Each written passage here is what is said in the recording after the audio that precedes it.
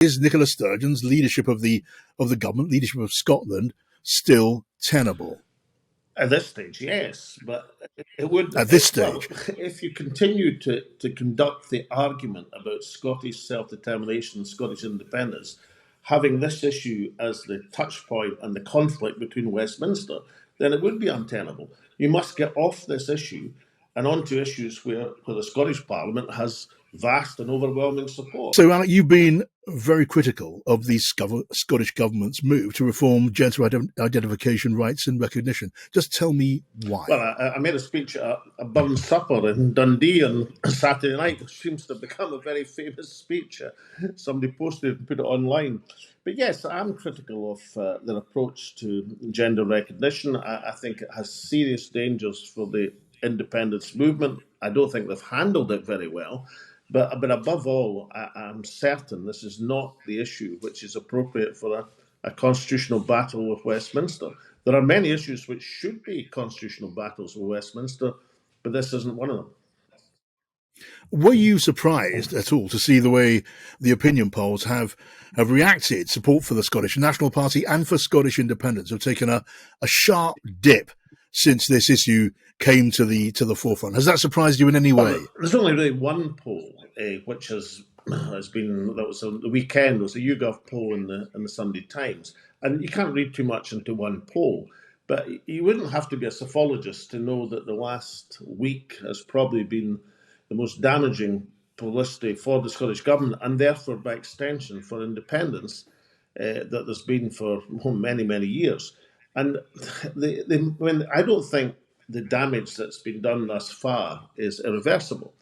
But what I think is absolutely fundamental is to get off this subject as a constitutional battle. I mean, for example, if Nicola Sturgeon were now to take this matter to court, then that would extend this argument into the foreseeable future. And then I think the damage would become very difficult to undo. So really, what I was saying on Saturday night was, for goodness sake, get off this hill before you die on it. Incidentally, I mean, constitutional battles of Westminster are meat and drink to me. I mean, I can think of several subjects I'd be having them on just now. Europe, for example, we're getting kicked out of the single market, has damaged the economy and the health service. Fuel prices, 1 million people in Scotland can't afford their fuel bills in a land of energy plenty, where electricity should be as cheap as chips. Or fundamentally, Scotland's right to self-determination. But I suppose my message is, let's stick to self-determination, not self-identification. Look, so I mean, you say what should be done now to, in your view, mitigate or do away with the damage. But what does that come down to? Because the Scottish National Party government is not suddenly going to recant on its position here, is it? No, but what it could do is three things. One, they could negotiate with Westminster to try and find, or indeed with the 9 SNP rebels, who put forward sensible amendments to the legislation in the Scots Parliament, all which were just kind of swept aside. So they could negotiate to try and take some of the sting and the heat out of the issue.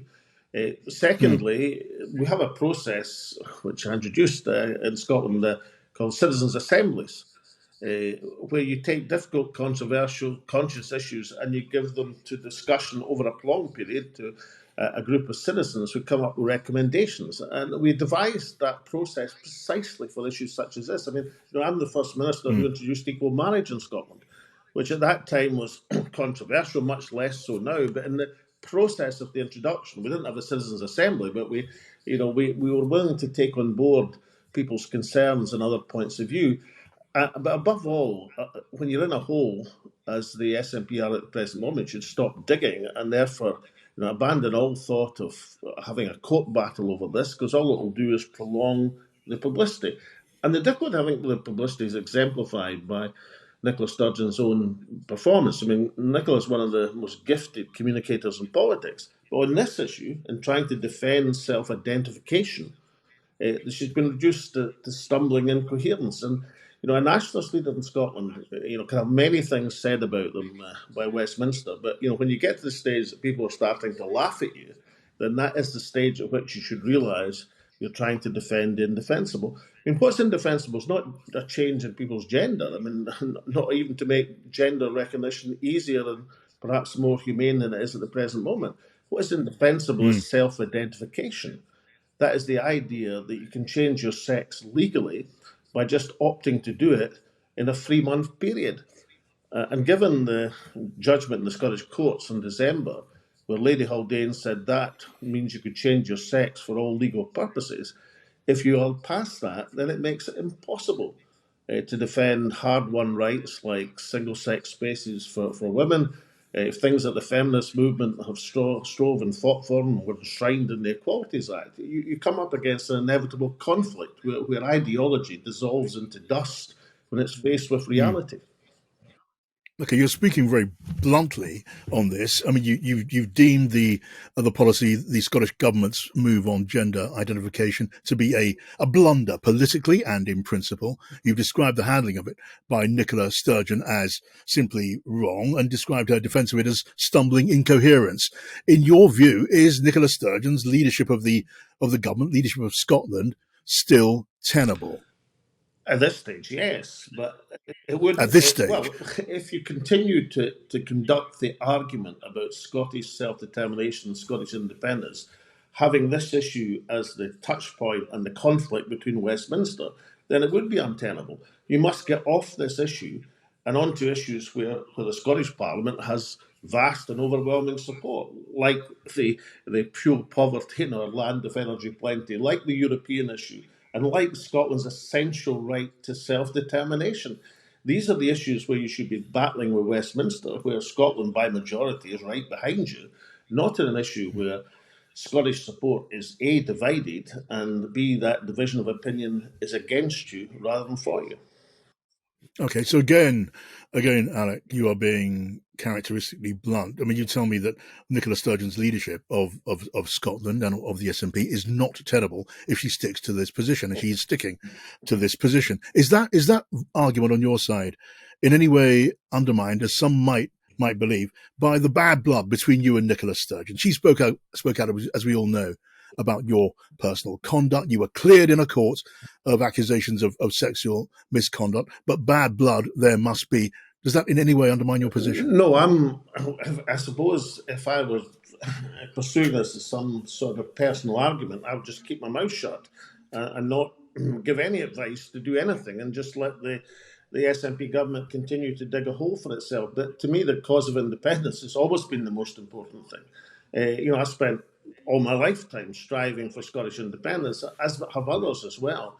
And it's heartbreaking to see support for independence, so painstakingly built up over a 30-year period, dissipated on this argument, where frankly the Scottish Parliament have passed wrong-headed legislation. They've done it without considerable thought and without making concessions on a difficult, touchy issue which would reconcile it with Scottish society. I mean, over the years, John, the independence movement has built from, let's say, 20% support to over 50% support. And we had various groups in Scottish society, go back to the 1990s, who were frightened about independence. At one stage, the Catholic community in Scotland wondered if independence would produce some sort of Northern Ireland. And over the years, these concerns were addressed, and by majority, the Catholic community voted for independence. The Asian community had to be satisfied that they would find an equal role and a valued role in Scottish society. And again, by vast majority, Asian Scots voted for independence in 2014.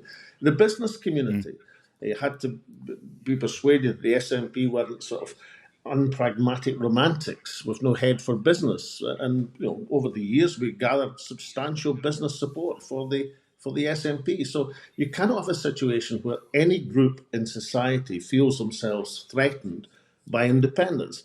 And the difficulty with this argument of self-identification is that feminist activists, a substantial part of the women's movement in Scotland, believe that self-identification is a threat to their hard-won rights on single-sex spaces. Now, you cannot have that group, that vital group in society, looking to Westminster for protection as opposed towards their own parliament. So my interest in this, and this incidentally is the first speech I've made on the issue, John. It's not as if I'm harping on about it on a daily basis. My interest in this is wholly to get the cause of independence back onto the right track and start focusing on the issues where we'll gather more support as opposed to lose support. Now, I don't think it's too late to do that. I don't think one opinion poll it can't be reversed. But you But only you do reverse. fear this issue. You do fear, Alec, this issue may have wrecked the case for No, independence no. and the prospects of What I'm independent saying is Scotland. exactly the opposite. I'm saying let's get off this onto higher, better ground for the independence movement before it does us serious damage that's more difficult to reverse. So one opinion poll doesn't make a settlement. On the contrary, the opinion poll should be a warning sign that unless we stop the sort of damaging controversy, publicity, and divisive issue of the last few weeks, then that's what would happen. But it doesn't have to happen. The future's for us to make. And Yep. the frustrating thing is there's so many amazing issues to campaign for independence on right now. As the million people shivering in their homes in Scotland would tell you, in our land of abundance of energy. So let's get onto these issues, onto that high ground, and let's take this difficult issue of equality and personal rights and identification and have that debated and discussed in a way that draws the political and the constitutional sting out of it. So Okay, last question, if I might, to you, and I know you will dismiss this contention, but I want to put it to you anyway. I mean, in the very recent past, an argument revolved around you, which became pretty prominent, about your role as a presenter for Russia Today. Now, you pulled out of that role back in February after the invasion, but there will be some, as you know, who will say your judgment.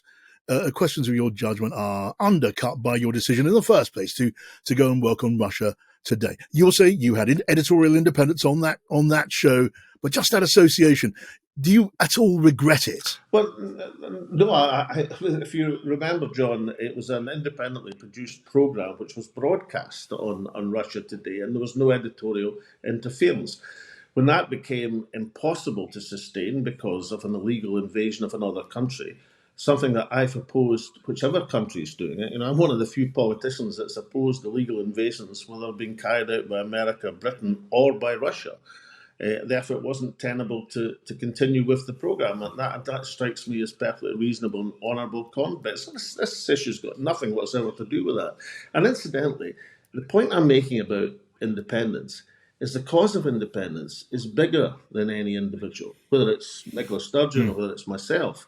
It's the cause of independence that has to be satisfying every group in society, that we're open-hearted towards them and that their interests will be protected in an independent Scotland. That is exactly the point I'm making. Whoever leads the national movement has to be conscious of that, whether it was me or Nicola Sturgeon or anyone else in the future. That's the point they have to drive to, because that's what's brought us from the fringes of politics back in the 1990 to the majority position in Scotland at the present moment. But just because you're a majority, you can't be careless of it, and you can't ignore the interests and the concerns of people. You have to remember what got you to majority was precisely being sensitive to these concerns and trying to keep the case for independence on the high ground.